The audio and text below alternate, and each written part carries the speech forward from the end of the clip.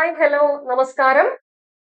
മാഫോർ മലയാളം ഭാഷാ പഠന കേന്ദ്രത്തിന്റെ കേട്ടറ്റ് മലയാളം കാറ്റഗറി 1, 2, 3 മാരത്തോൺ സീരീസിലേക്ക് ഹാർദമായ സ്വാഗതം.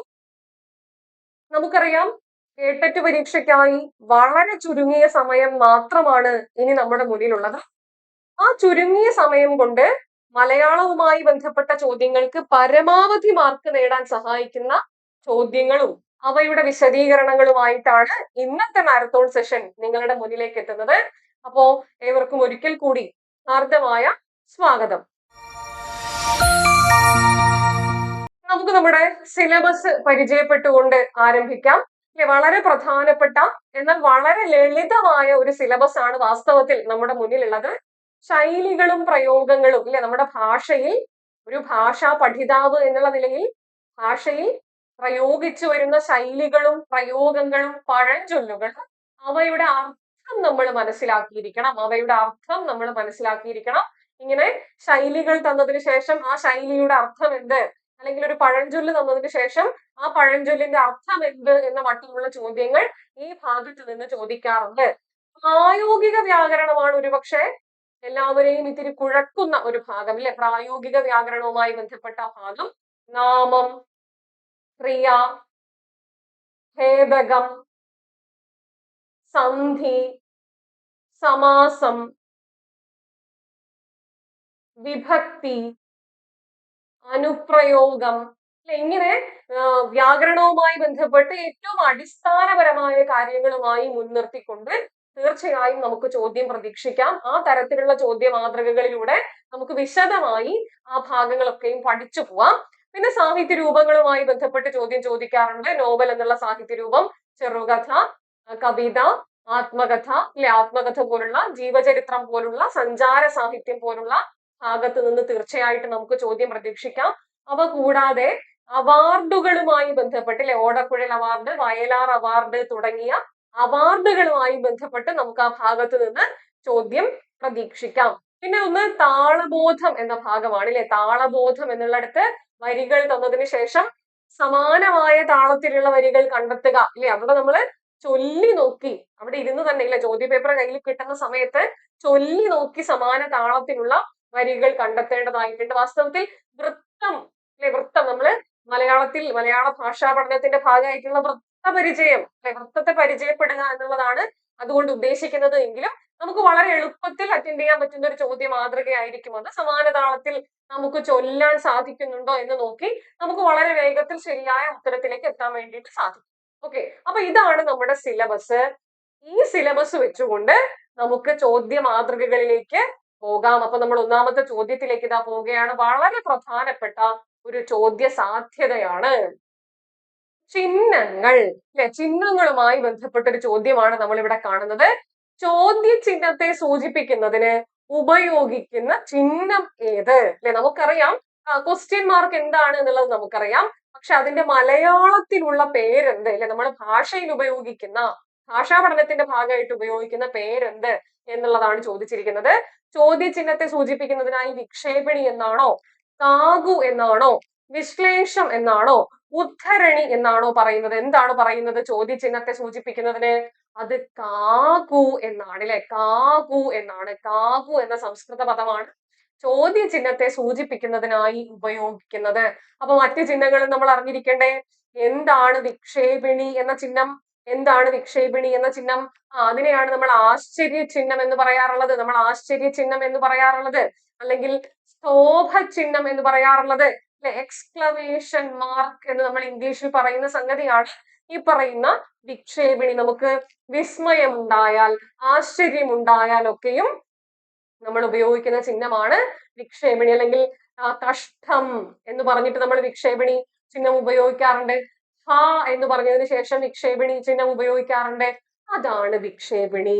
ഇനി എന്താ ഈ പറയുന്ന വിശ്ലേഷം? നമ്മൾ അപ്പോസ്ട്രഫ് എന്ന് പറയില്ലേ, ഇംഗ്ലീഷിൽ നമ്മൾ അപ്പോസ്ട്രഫ് എന്ന് പറയുന്ന ആ ചെറിയ കോമ, മുകളിലേക്ക് ചേർത്തിടുന്ന ചെറിയ കോമയാണ് വിശ്ലേഷം. വരിയുടെ മുകളിൽ ചേർക്കേണ്ടുന്നതായിട്ടുള്ള ആ ചെറിയ വരയെയാണ് നമ്മള്, ചെറിയ കോമയെയാണ് നമ്മൾ വിശ്ലേഷം എന്ന് പറയുന്നത്. ഇപ്പോ നമ്മള് നല്ലോണം എന്ന് പറയില്ലേ, നല്ലവണ്ണം എന്നുള്ളതിന് നമ്മൾ നല്ലോണം എന്ന് പറയുമ്പോ നമ്മൾ മുകളിലായി ഈ പറയുന്ന വിശ്ലേഷം ചേർക്കാറുണ്ട്. ഇംഗ്ലീഷിൽ മാഡം എന്നൊക്കെ എഴുതുമ്പോ അല്ലെ മാം എന്നൊക്കെ പറയുന്ന സമയത്ത് നമ്മൾ ഈ അപ്പോസ്ട്രോഫ് ചേർക്കുന്നത് പോലെ. മറ്റൊന്ന് ഉദ്ധരണിയാണ് അല്ലെ. ഉദ്ധരണി വളരെ എളുപ്പമുള്ള ഒരു ചിഹ്നമാണ് മനസ്സിലാക്കാൻ അല്ലെ. എന്താണ് കൊട്ടേഷൻ മാർക്ക് എന്ന് നമ്മൾ പറയുന്ന ചിഹ്നം അല്ലെ. ഒരാള് പറയുന്ന കാര്യങ്ങൾ നമ്മൾ കോട്ട് ചെയ്ത് കോട്ട് ചെയ്ത് രേഖപ്പെടുത്തുന്ന സമയത്ത് ഉദ്ധരണി ചിഹ്നത്തിനകത്താണ് അത് ചേർക്കുക. അതാണ് ഉദ്ധരണി ചിഹ്നം. വേറെയും ചിഹ്നങ്ങളുണ്ട് അല്ലെ. അങ്കുശം എന്ന ചിഹ്നമുണ്ട്. എന്താ അങ്കുശം ചോദിക്കുവേ, വളരെ പ്രധാനപ്പെട്ട ഭാഗമാണ് അങ്കുശം. എന്താ അങ്കുശം എന്നുള്ള ചിഹ്നം? അത് അല്പവിരാമം അല്ലെങ്കിൽ കോമയാണ് അല്ലെ. അല്പവിരാമം അല്ലെങ്കിൽ കോമയാണ്. ഒരു വാക്യം നമ്മൾ പറയുമ്പോ ചെറുതായ ഒരു നിർത്തലിനെ സൂചിപ്പിക്കുന്നതാണ് ഈ പറയുന്ന അങ്കുശം അല്ലെങ്കിൽ അല്പവിരാമം. അങ്കുശം അല്ലെങ്കിൽ അല്പവിരാമം അല്ലെങ്കിൽ കോമ. തീർന്നില്ല. ബിന്ദു എന്താണെന്ന് നമുക്കറിയാം അല്ലെ. എന്താ ബിന്ദു? ബിന്ദു എന്ന് ഉദ്ദേശിക്കുന്നത് ആ പൂർണ്ണ വിരാമത്തെയാണ്. ഒരു വാക്യം പറഞ്ഞു നിർത്തി എന്നുള്ളതിനെ സൂചിപ്പിക്കുന്നതാണ് ബിന്ദു. എന്താണ് രോധിനി? എന്താണ് രോധിനി എന്ന ചിഹ്നം? എന്താണ് രോധിനി? ആ രോധിനി എന്ന ചിഹ്നം അർദ്ധവിരാമം അല്ലെങ്കിൽ സെമി കോളൻ എന്ന നിലയ്ക്ക് നമ്മൾ ഉപയോഗിക്കുന്ന ചിഹ്നമാണ് രോധിനി അല്ലെ. മഹാവാക്യങ്ങളിലുള്ള ഉപവാക്യങ്ങളെ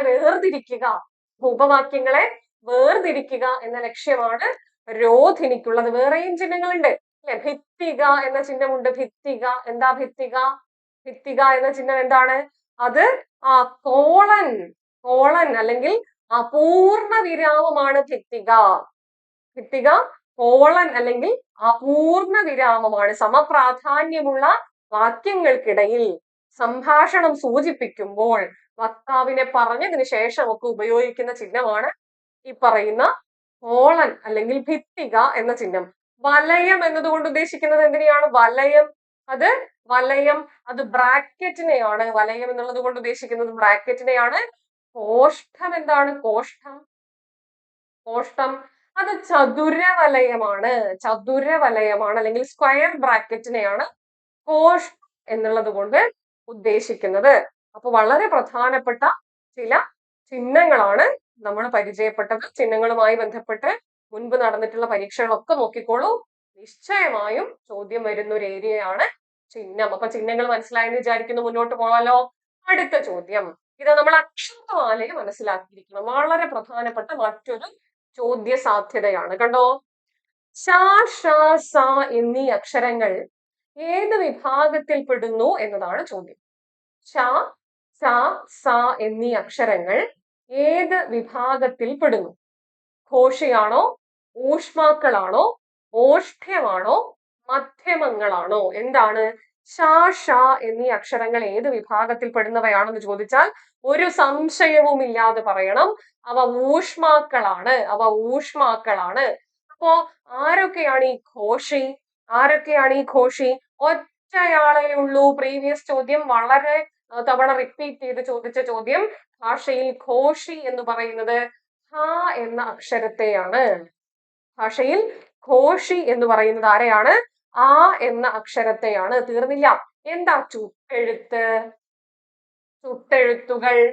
എന്താ ചുട്ടെഴുത്ത് ചൂണ്ടിക്കാണിക്കുന്നതിന് വേണ്ടി ഉപയോഗിക്കുന്ന ആ സ്വരങ്ങളെയാണ് ചുട്ടെഴുത്ത് എന്ന് പറയുന്നത്. ചൂണ്ടിക്കാണിക്കുന്നതിന് വേണ്ടി ഉപയോഗിക്കുന്നവ. അപ്പൊ ഏതൊക്കെയാണ് ചുട്ടെഴുത്തുകൾ?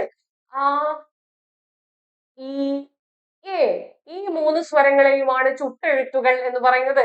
അപ്പൊ പിന്നെ നമുക്ക് സംശയം ഉണ്ടാവും, എന്താണ് സന്ധ്യക്ഷരങ്ങൾ അല്ലെ? എന്താണ് സന്ധ്യക്ഷരങ്ങൾ? ഇതൊക്കെയും അക്ഷരമാലയുമായി ബന്ധപ്പെട്ട് വളരെ പ്രാധാന്യത്തോടു കൂടി പരീക്ഷയ്ക്ക് ചോദിക്കുന്നവയാണ് കേട്ടോ.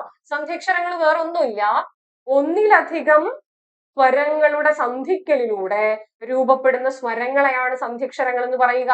അതായത് ആയും ഈ എന്ന സ്വരവും ഈ എന്ന സ്വരവും ചേർന്ന് രൂപപ്പെടുന്ന ആ സ്വരമാണ് ഏ എന്ന സ്വരം.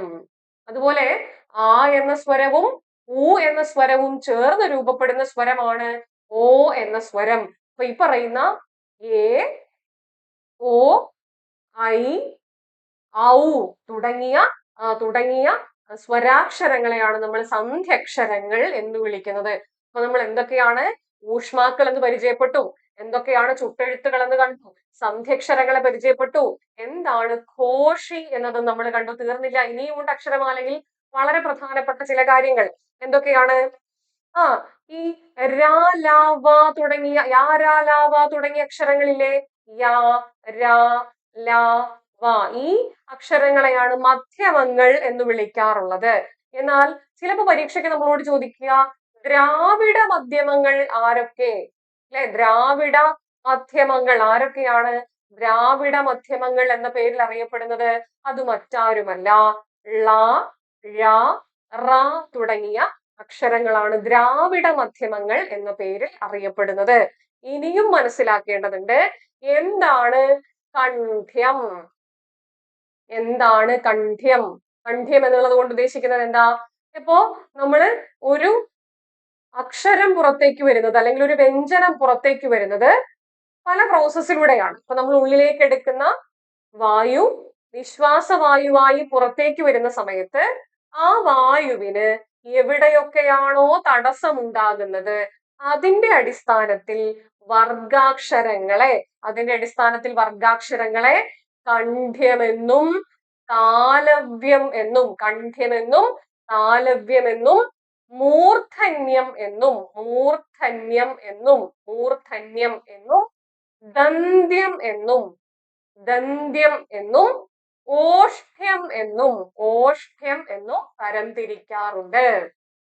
അപ്പോ കണ്ഠഭാഗത്താണ് തടസ്സം വരുന്നത് എങ്കിൽ ആ വർഗാക്ഷരങ്ങളെ കണ്ഠ്യം എന്ന് വിളിക്കാം.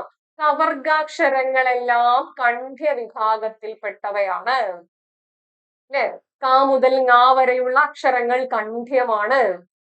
ചവർഗാക്ഷരങ്ങളെല്ലാം താലവ്യം എന്ന വിഭാഗത്തിൽപ്പെടുന്നവയാണ്. സവർഗാക്ഷരങ്ങളെല്ലാം മൂർധന്യം എന്ന വിഭാഗത്തിൽപ്പെടുന്നു. തവർഗാക്ഷരങ്ങളെല്ലാം ദന്ത്യം എന്ന വിഭാഗത്തിൽപ്പെടുന്നു. പവർഗാക്ഷരങ്ങളെല്ലാം ഓഷ്ട്യം എന്ന വിഭാഗത്തിൽപ്പെടുന്നു. അതായത് കണ്ഠത്തിൽ തടസ്സം വരുന്നവ കണ്ഠ്യം, കവർഗം കണ്ഠ്യമാണ്. താലുവിൽ അതായത് മൂർധാവിനും കണ്ഠത്തിനും ഇടയ്ക്കുള്ള ഒരു സ്പേസ് ആണ് താലു. ആ താലുവിലാണ് നിശ്വാസവായുവിന് തടസ്സം ഉണ്ടാകുന്നത് എങ്കിൽ അതിനെ താലവ്യം എന്ന് പറയും. ചവർഗാക്ഷരങ്ങൾ അതിന് ഉദാഹരണമാണ്. മൂർധാവിലാണ് വായുവിന് തടസ്സം നേരിടുന്നതെങ്കിൽ അവയെ മൂർധന്യം എന്ന് പറയും. ചവർഗാക്ഷരങ്ങൾ അപ്രകാരം മൂർധന്യമാണ്. പല്ലിന്റെ ഭാഗത്താണ് തടസ്സം ഉണ്ടാവുന്നതെങ്കിൽ അവയെ ദന്ത്യം എന്ന് പറയും. തവർഗാക്ഷരങ്ങൾ ദന്ത്യത്തിന് ഉദാഹരണങ്ങളാണ്. ചുണ്ടുമായി ബന്ധപ്പെട്ട ഭാഗങ്ങളിലാണ് തടസ്സം ഉണ്ടാകുന്നതെങ്കിൽ അവയെ ഓഷ്ഠ്യം എന്ന് പറയും. പവർഗാക്ഷരങ്ങൾ ഓഷ്ഠ്യം എന്ന വിഭാഗത്തിന് ഉദാഹരണങ്ങളാണ്. അപ്പോ ഇതിൽ നിന്ന് തീർച്ചയായും ഒരു ചോദ്യം വരും. നമ്മള് ഈ അക്ഷരമാലയുമായി ബന്ധപ്പെട്ട് ചോദിച്ചവയിൽ നിന്ന് തീർച്ചയായും ഒരു ചോദ്യം നമുക്ക് പ്രതീക്ഷിക്കാം. ഓക്കെ, നമുക്ക് മുന്നോട്ട് പോവാം. അടുത്ത ചോദ്യം, വിചാരിച്ചത് കിട്ടിയില്ലെങ്കിൽ കിട്ടിയത് കൊണ്ട് തൃപ്തിപ്പെടുക എന്ന് അർത്ഥം വരുന്ന ശൈലി ഏത്?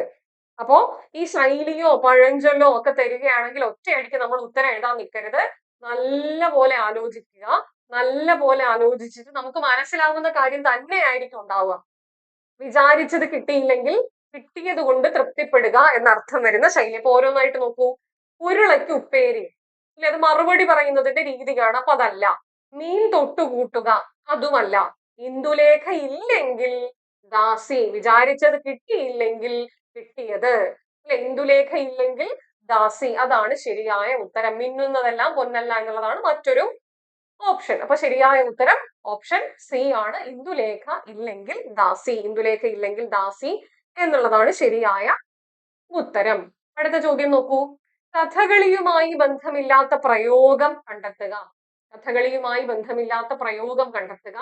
ശതകം ചൊല്ലിക്കുക, ശിങ്കിടി പാടുക, കലാശം ചവിട്ടുക, ശ്ലോകത്തിൽ കഴിക്കുക. ഇവയിൽ ഏതിനാണ് കഥകളിയുമായി ബന്ധം ഇല്ലാത്തത് എന്നുള്ളതാണ് ചോദ്യം, അല്ലെ?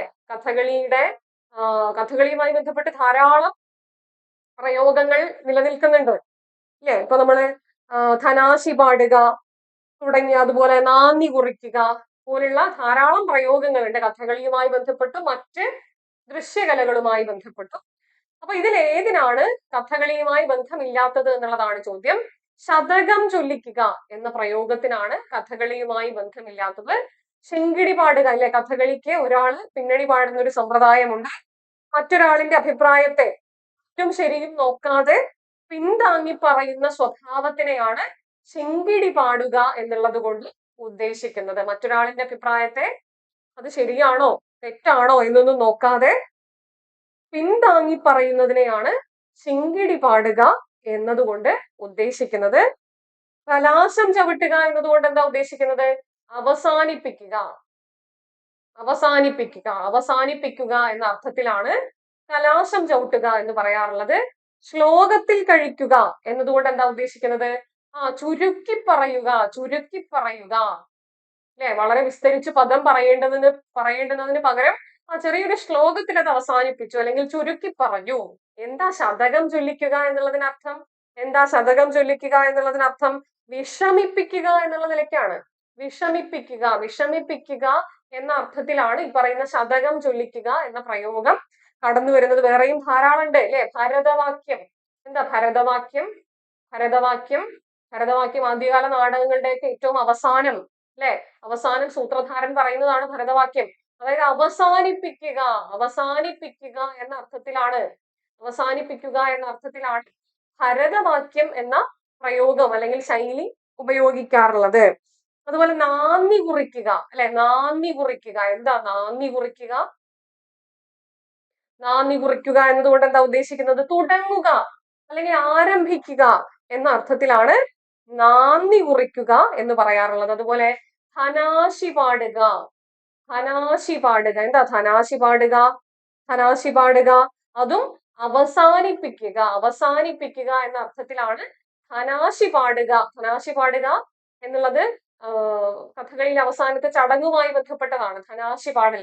അപ്പൊ ധനാശി പാടുക എന്നതും അവസാനിപ്പിക്കുക എന്ന അർത്ഥത്തിൽ ഉപയോഗിക്കുന്നതാണ്. അപ്പൊ ഒരു കാര്യം നിർബന്ധമായും ഓർക്കുക, ആവർത്തിച്ചു വായിക്കുക. ഇപ്പൊ ഒറ്റ വായനയിൽ ചിലപ്പോൾ നമുക്ക് ഉത്തരം കിട്ടിയേക്കില്ല, എങ്കിലും ആവർത്തിച്ചു വായിച്ചാൽ ഒരു 50-50 ചാൻസ് എങ്കിലും നമ്മുടെ മുന്നിലേക്ക് വരും. ഓക്കെ, ശരി, നമുക്ക് മുന്നോട്ട് പോവാം.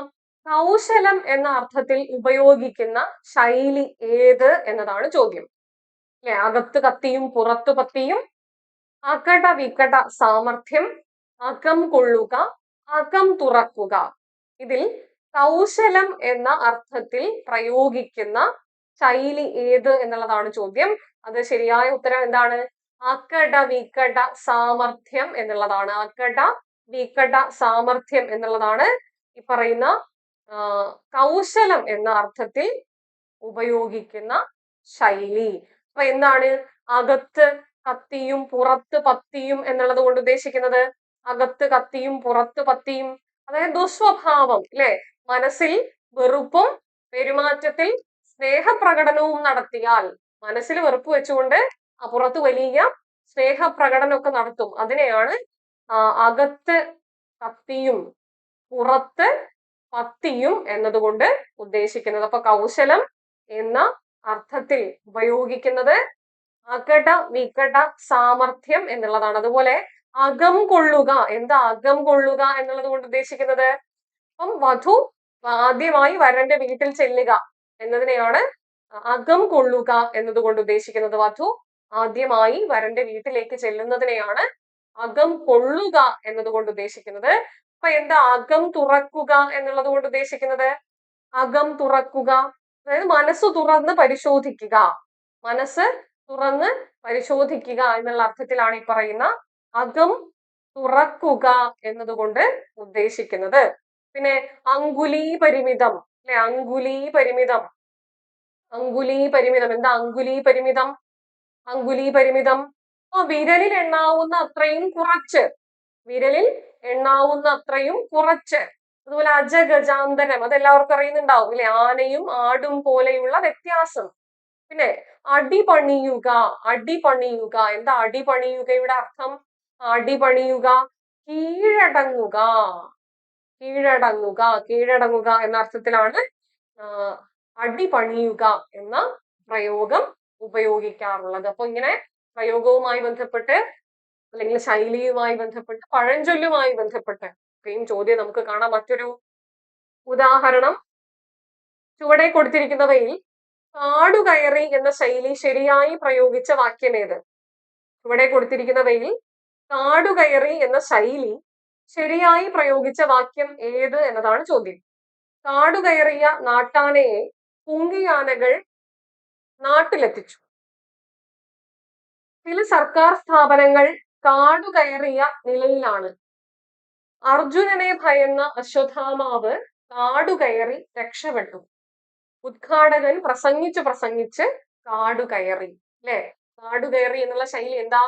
പ്രസംഗിച്ച് ഓവറായി എവിടേക്കോ അങ്ങ് പോയി, അതാണ് ഉദ്ദേശിക്കുന്നത്. അപ്പൊ ആ ശൈലി ശരിയായി പ്രയോഗിച്ച വാക്യം ഏതാണ്?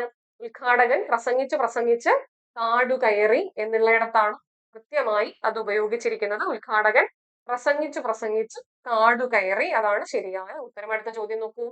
പഴഞ്ചൊല്ലിൽ പതിരില്ല എന്ന ചൊല്ലിന്റെ ശരിയായ ആശയം എന്താണ്? പഴഞ്ചൊല്ലിൽ പതിരില്ല എന്ന ചൊല്ലിന്റെ ശരിയായ ആശയം പഴഞ്ചൊല്ലുകളെല്ലാം അർത്ഥഗർഭങ്ങളാണ്. അല്ലെ, പഴഞ്ചൊല്ലുകളെല്ലാം വെറുതെ പറയുന്നവയല്ല, പഴഞ്ചൊല്ലുകളെല്ലാം അർത്ഥഗർഭങ്ങളാണ് എന്നുള്ള അർത്ഥമാണ്. ഒരുപാട് അർത്ഥങ്ങൾ ഉൾക്കൊള്ളുന്ന, അല്ലെ, ധാരാളം അർത്ഥങ്ങൾ ഉൾക്കൊള്ളുന്ന സംഗതികളാണ് പഴഞ്ചൊല്ലുകൾ. അതാണ് പഴഞ്ചൊല്ലിൽ പതിരില്ല എന്ന ചൊല്ലുകൊണ്ട് തന്നെ ഉദ്ദേശിക്കുന്നത്. അടുത്ത ചോദ്യം നോക്കൂ. ശരിയായ പദം എഴുതുക. ഈ ശരിയായ പദശുദ്ധി വളരെ പ്രധാനപ്പെട്ട ഒരു ചോദ്യ സാധ്യതയാണ്. ഒരുപാട് പദങ്ങൾ ഇങ്ങനെ PSC പരീക്ഷയ്ക്കാണെങ്കിലും കേട്ടറ്റ് പരീക്ഷയ്ക്കാണെങ്കിലും ഒക്കെ ചോദിച്ച് കാണാറുണ്ട്.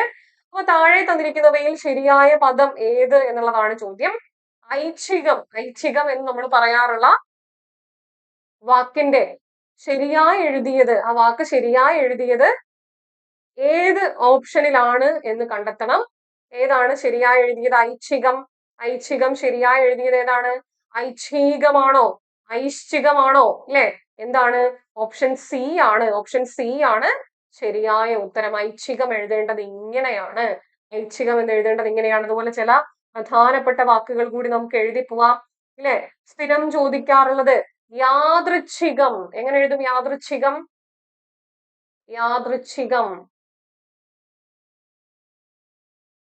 ഇങ്ങനെയാണ് യാദൃച്ഛികം എഴുതേണ്ടത്. വിഡ്ഢിത്തം എങ്ങനെയാണ് എഴുതുക? വിഡ്ഢിത്തം അല്ലെ, വിഡ്ഢിത്വം അല്ല, വിഡ്ഢിത്തം എന്നാണ്. മുതലാളിത്തം എന്നാണ്, മുതലാളിത്വം എന്നല്ല, മുതലാളിത്തം എന്നാണ്. പിന്നെ ശുപാർശ എന്നല്ല, ശിപാർശ എന്നാണ്. ശുപാർശയല്ല, ശിപാർശ എന്നാണ്.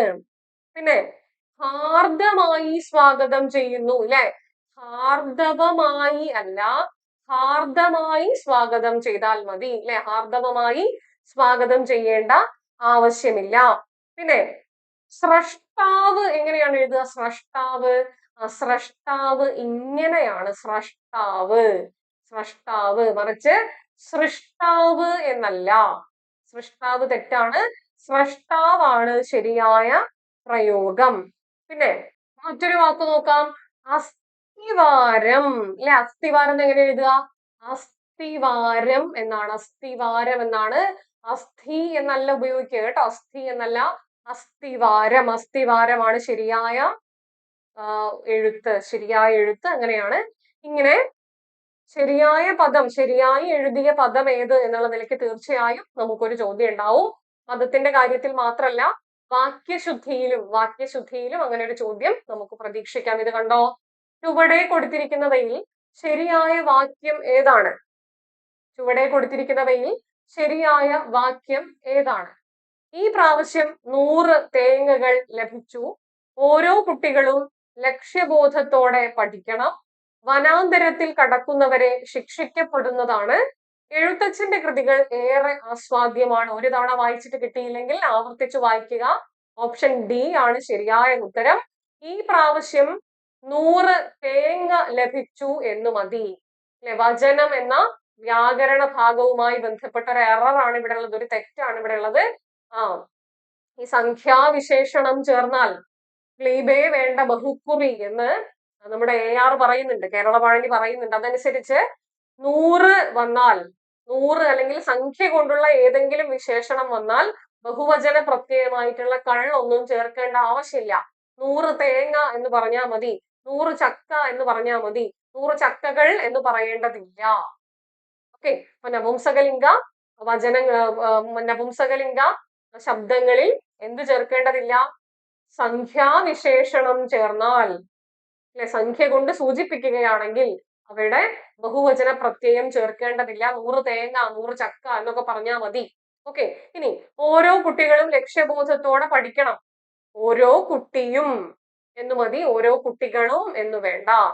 വനാന്തരത്തിൽ കടക്കുന്നവരെ ശിക്ഷിക്കപ്പെടുന്നതാണ്. എന്തിനാ ശിക്ഷിക്കപ്പെടുന്നത് വേണ്ടല്ലോ? വനാന്തരത്തിൽ കടക്കുന്നവരെ ശിക്ഷിക്കുന്നതാണ്, അല്ലെങ്കിൽ വനാന്തരത്തിൽ കടക്കുന്നവർ ശിക്ഷിക്കപ്പെടും, ഇങ്ങനെ മതി, അല്ലെ? അപ്പൊ ശരിയായ ഉത്തരം എഴുത്തച്ഛന്റെ കൃതികൾ ഏറെ ആസ്വാദ്യമാണ് എന്നതാണ് ശരിയായ ഉത്തരം. അടുത്ത വചനവുമായി ബന്ധപ്പെട്ട ഒരു ചോദ്യമാണ്. ചുവടെ ചേർത്തിരിക്കുന്നവയിൽ പൂജക ബഹുവചനം ഏത്? പൂജക ബഹുവചനം സൂചിപ്പിക്കുന്ന പദം ഏത് എന്നുള്ളതാണ് ചോദ്യം. ചുവടെ ചേർത്തിരിക്കുന്നവയിൽ അധ്യാപകർ ആണോ, സ്വാമികൾ ആണോ, ഗുരുക്കന്മാർ ആണോ, സ്ത്രീകൾ ആണോ? ഇതിൽ ഏതാണ്, ഏത് പദമാണ് പൂജക ബഹുവചനത്തെ സൂചിപ്പിക്കുന്ന പദം എന്നുള്ളതാണ് ചോദ്യം. ഏതാണ് ശരിയായ ഉത്തരം? സ്വാമികൾ, അല്ലെ? സ്വാമികൾ എന്നുള്ളതാണ് ശരിയായ ഉത്തരം. ബഹുമാനാർത്ഥമാണ് പൊതുവിൽ എന്ത് സൂചിപ്പിക്കാറുള്ളത്? പൂജക ബഹുവചനം ഉപയോഗിക്കാറുള്ളത് ബഹുമാന സൂചകമായിട്ടാണ്. അത് ഏകവചന ശബ്ദമാണെങ്കിലും ഒരാളെയാണ് സൂചിപ്പിക്കുന്നത് എങ്കിലും ഈ പറയുന്ന ബഹുവചന പ്രത്യയം ചേർക്കും. അങ്ങനെയാണ് സ്വാമികൾ, വൈദ്യർ തുടങ്ങിയ പദങ്ങൾ അതിന്റെ അടിസ്ഥാനത്തിലാണ് നമ്മൾ പ്രയോഗിക്കുന്നത്. അപ്പൊ വചനം എന്താണ് എന്ന് നമ്മൾ സാമാന്യമായി അറിഞ്ഞിരിക്കണം, അല്ലെ? ഒരു നാമത്തിന്റെ എണ്ണത്തെ, ഒരു നാമത്തിനെ കുറിച്ച് പറയുമ്പോ അതിന്റെ എണ്ണത്തെ, എത്ര എണ്ണമുണ്ട് എന്ന് സൂചിപ്പിക്കുന്നതിനെയാണ് നമ്മൾ വചനം എന്നതുകൊണ്ട് ഉദ്ദേശിക്കുന്നത്, അല്ലെ? ഏകവചനം, എന്താ ഏകവചനം?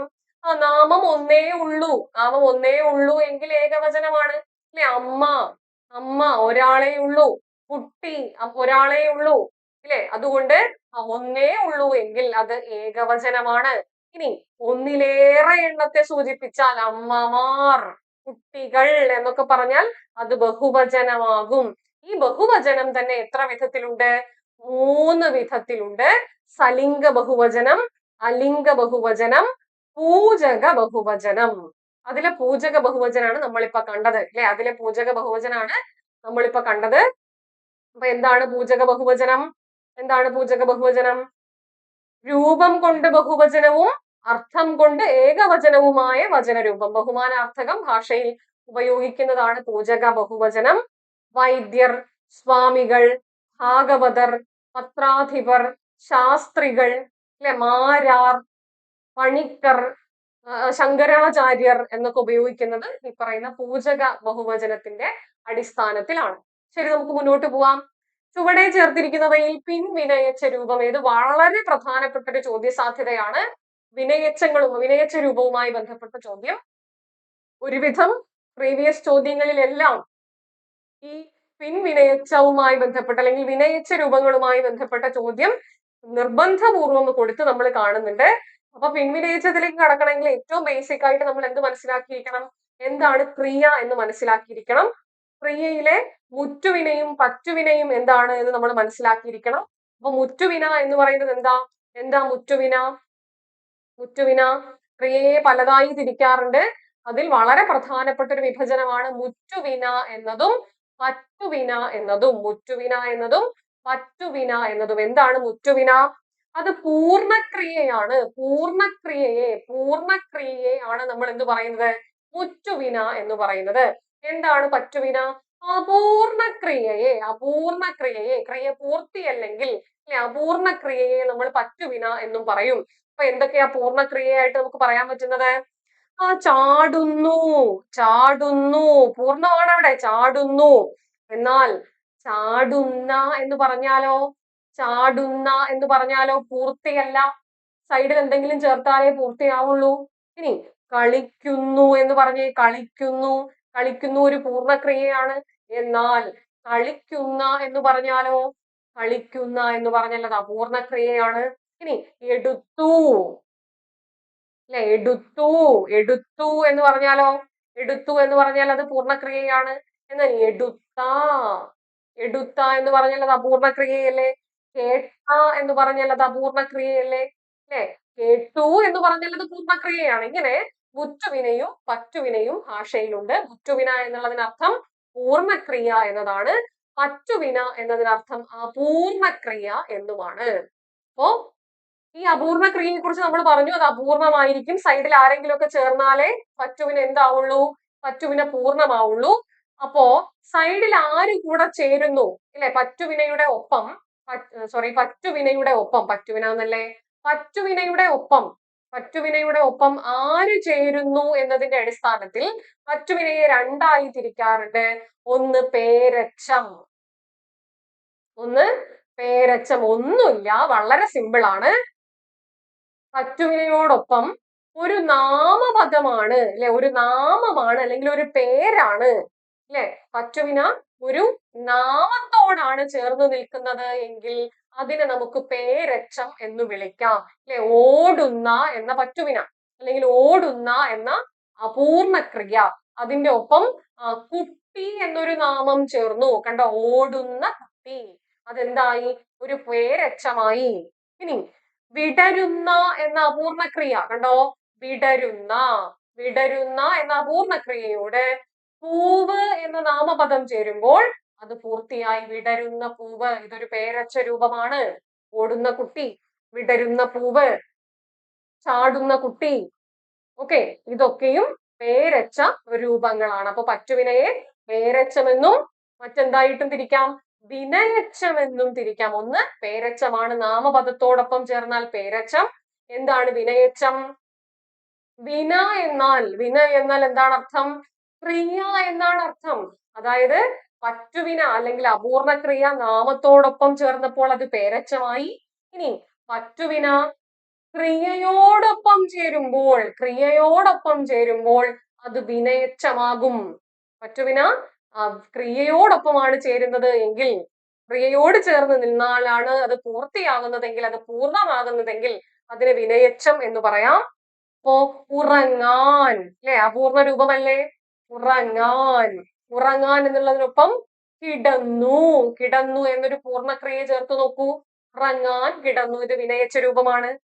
പോയി പറഞ്ഞു, പോയി എന്ന അപൂർണക്രിയയോട് പറഞ്ഞു എന്ന പൂർണ്ണക്രിയ ചേർത്ത് വച്ചിരിക്കുന്നു. പോയി പറഞ്ഞു, അത് വിനയച്ച രൂപമാണ്. ഇങ്ങനെ ക്രിയയോട് ചേർന്നാൽ അത് വിനയച്ചം, നാമത്തോട് ചേർന്നാൽ അത് പേരച്ചം. ഈ വിനയച്ചത്തിന് 5 ഉൾപ്പിരിവുകളുണ്ട്. വിനയച്ചം 5ആയി തിരിക്കപ്പെടുന്നുണ്ട്. അവിടെ നിന്നാണ് സ്ഥിരം പരീക്ഷകൾക്ക് ചോദിക്കുന്നത്.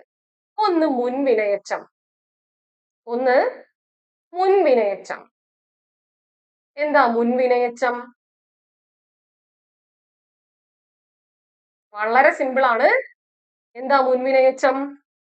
അപൂർണക്രിയ ആദ്യം നടന്നാൽ, അപൂർണക്രിയ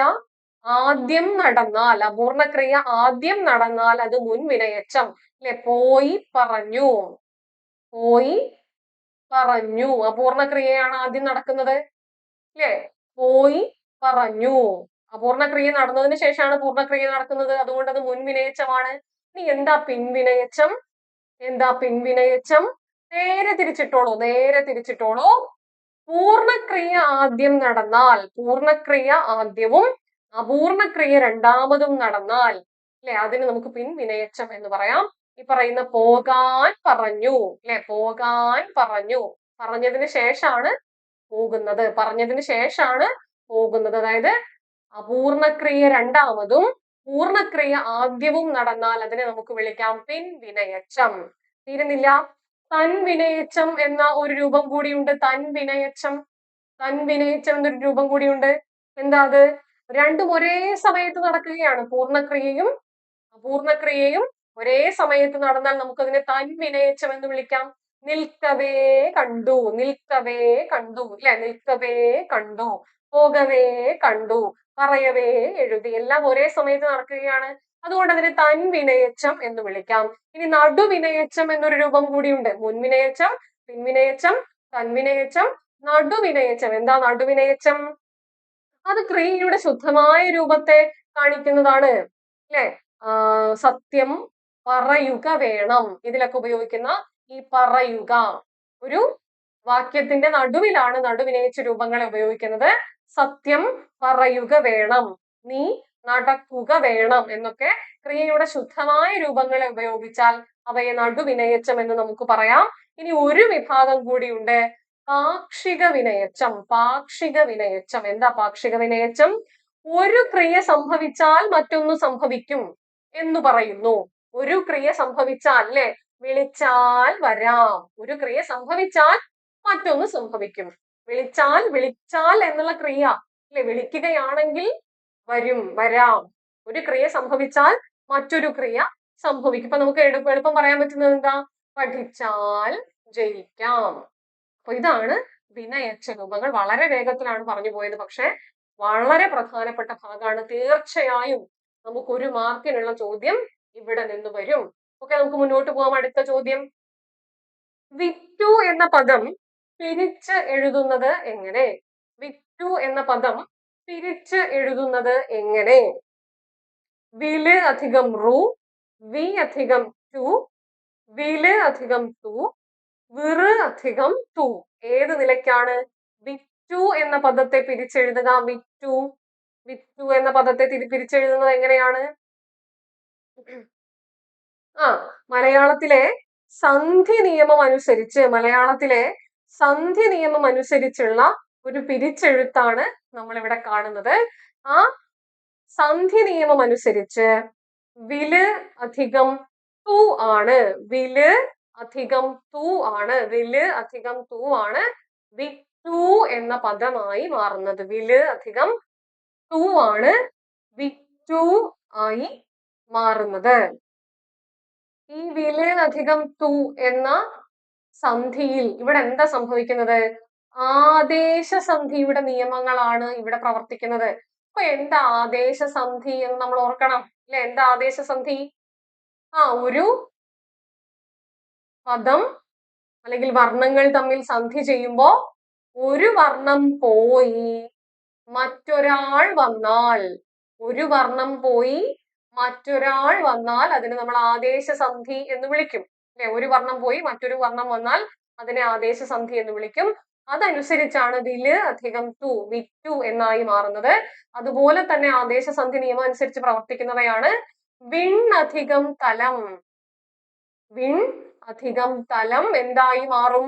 വിണ്ടലം ആയി മാറും. വിണ്ടലം ആയി മാറും. പിന്നെയോ എൺ അധികം നൂറ്, എണ്ണൂറ് ആയി മാറും, അല്ലെ? എൺ അധികം നൂറ്, എണ്ണൂറ് ആയി മാറും. എണ്ണൂറ് ആയി മാറും. നമുക്ക് സംശയം തോന്നും ഇത് ദ്വിത്വമാണോ എന്ന്.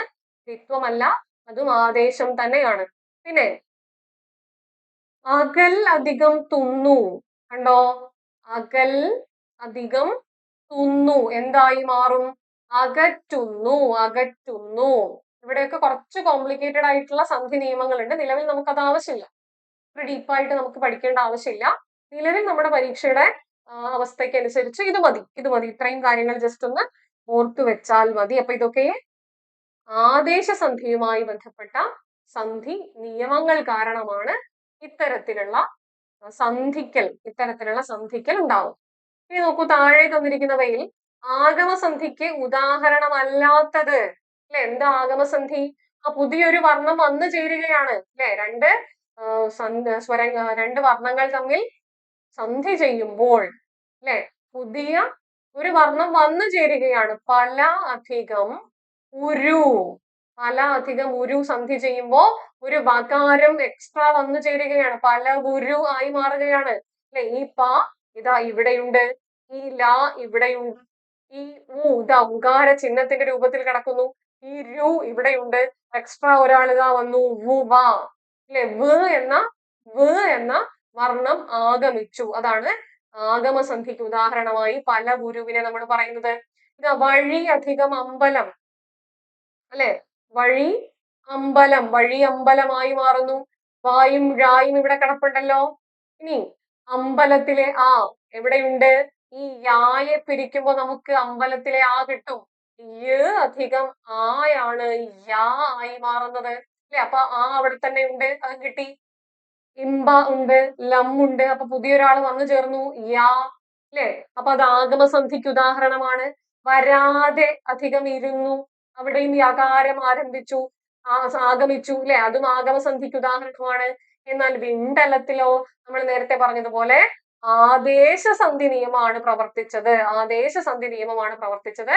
അപ്പോ ആഗമസന്ധിക്ക് ഉദാഹരണമല്ലാത്തത് ആരാണ്? അത് വിണ്ടലം ആണ്. അപ്പൊ സന്ധികൾ 4 ലോപസന്ധിയും ദ്വിത്വസന്ധിയും ആഗമസന്ധിയും ആദേശസന്ധിയും നിർബന്ധം പഠിക്കണം. പരീക്ഷയ്ക്ക് വളരെ പ്രധാനപ്പെട്ടതാണ്. അപ്പൊ നോക്കൂ, കാറ്റടിച്ചു എന്ന പദത്തിൽ പ്രയുക്തമായിരിക്കുന്ന സന്ധി ഏത് എന്നുള്ളതാണ് ചോദ്യം. കാറ്റടിച്ചു എന്ന പദത്തിൽ പ്രയുക്തമായിരിക്കുന്ന സന്ധി ഏതാണ്? ആഗമസന്ധിയാണോ, ആദേശസന്ധിയാണോ, ദ്വിത്വസന്ധിയാണോ, ലോപസന്ധിയാണോ? നമുക്ക് നോക്കാം. കാറ്റ് അധികം അടിച്ചു. കാറ്റ് അധികം അടിച്ചു എന്നത് എന്തായി മാറി? കാറ്റടിച്ചു എന്നായി മാറിയിട്ടുണ്ട്. ഇച്ചു ഇവിടെ തന്നെ ഉണ്ട്, ഈ ഇവിടെ തന്നെ ഉണ്ട്. ഇറ്റയും ഈ ആയും അത് ചേർന്നിട്ടാണ് ഇറ്റ എന്ന് തന്നെ നമ്മൾ ഉച്ചരിക്കുന്നത്. അതവിടെ തന്നെ ഉണ്ട്. ആയും ഇറ്റയും അവിടെ തന്നെ ഉണ്ട്, കായും ഇവിടെ തന്നെ ഉണ്ട്. പക്ഷെ ഈ ആളെ കാണാനില്ല അല്ലെ? സംവൃതോകാരം എന്ന് നമ്മൾ വിളിക്കുന്ന സംവൃതോകാരം എന്ന് വിളിക്കുന്ന ആരെ കാണാനില്ല? ചന്ദ്രക്കലയെ കാണാനില്ല. ഒരു അക്ഷരം ഇവിടുന്ന് ലോപിക്കുകയാണ് ചെയ്തത്. ഇത്തരത്തിൽ ലോപിച്ചാൽ അവനെ വിളിക്കാം ലോപസന്ധി അല്ലെ? ലോപസന്ധി. പച്ച അധികം അരി പച്ചരിയായി മാറില്ലേ? ചൂട് അധികം ഇല്ല ചൂടില്ല ആയി മാറില്ലേ? അവിടെയൊക്കെയും ഇതുപോലെ സംവൃതോകാരം ലോപിക്കുകയാണ് ചെയ്യുന്നത് അല്ലെ? നമ്മൾ കുറച്ചുകൂടെ വ്യാകരണ ഭാഷയിൽ പറഞ്ഞാൽ പൂർവപദത്തിന്റെ അന്ത്യത്തിലെ പൂർവപദാന്തത്തിലെ സംവൃതോകാരം ലോപിച്ചു എന്നൊക്കെ പറയാം. അത്ര കോംപ്ലിക്കേറ്റഡ് ആയിട്ട് നമ്മൾ മനസ്സിലാക്കണ്ട. അപ്പൊ നമ്മളിങ്ങനെ വരച്ചു നോക്കുമ്പോൾ ആരെങ്കിലും മിസ്സിംഗ് ആയിട്ടുണ്ടെങ്കിൽ അത് ലോപസന്ധിയാണ്. അപ്പൊ എന്താ ആഗമസന്ധി എന്ന് നമ്മൾ നേരത്തെ പറഞ്ഞു. സന്ധിക്കുന്ന വർണ്ണങ്ങൾക്കിടയിൽ മൂന്നാമതൊരാൾ മൂന്നാമതൊരാൾ കയറി വന്നാൽ ആഗമിച്ചാൽ അത് ആഗമസന്ധിയാണ്. തിരുവധികം അനന്തപുരം എന്ന് എഴുതുമ്പോ അല്ലെ? തിരുവധികം അനന്തപുരം എന്ന് എഴുതുമ്പോ തിരുവനന്തപുരമായി അല്ലെ? വകാരം ആഗമിച്ചു, അതുകൊണ്ട് അത് ആഗമസന്ധിയാണ്.